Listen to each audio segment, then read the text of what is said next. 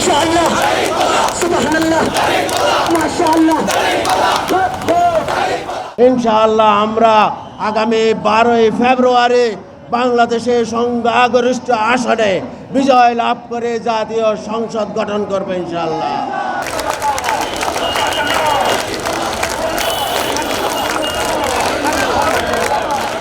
Doctor Shafiqur রহমানের নেতৃত্বে বাংলাদেশের 11টি ইসলামী এবং 1924 সালের যে গণ অভ্যুত্থানের তারুণ্যের যে দল সবাই 11 দলীয় জোট আজকে সবাই তাদের নেতৃত্বে জাতি ঐক্যবদ্ধ হয়েছে।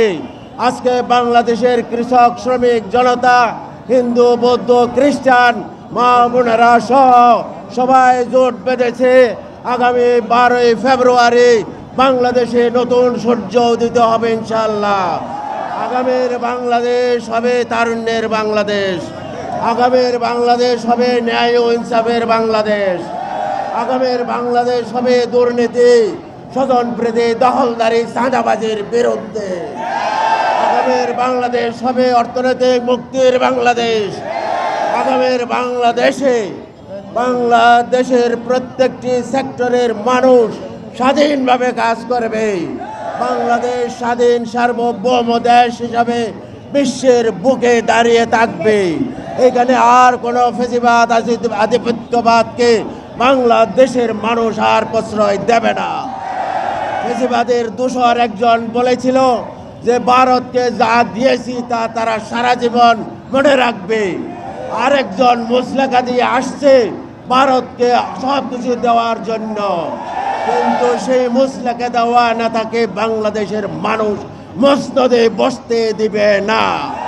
বাংলাদেশের মানুষ চাঁদাবাজি সন্ত্রাসী দখলদারি সব কিছুর বিদায় দিয়ে বাংলাদেশকে একটি শান্তিপূর্ণ বৈষম্যহীন এবং ন্যায় ও ইনসাফ ভিত্তিক রাষ্ট্রে পরিণত করবে ইনশাআল্লাহ।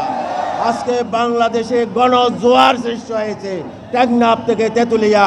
আগামীর সূর্যোদয়ের অপেক্ষায় বাংলাদেশ ইনশাআল্লাহ আমরা আগামী 12ই ফেব্রুয়ারি বাংলাদেশের সংখ্যাগরিষ্ঠ আসনে বিজয় লাভ করে জাতীয় সংসদ গঠন করবে ইনশাআল্লাহ।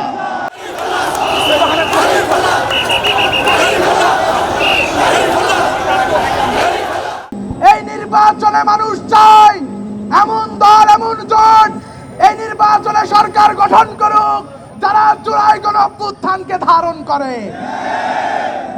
এই চট্টগ্রাম নয় সকল ওয়ার্ডগুলো অলি গলিতে আজকে তারি পাল্লার পক্ষে জনগণ ঐক্যবদ্ধ হয়েছে।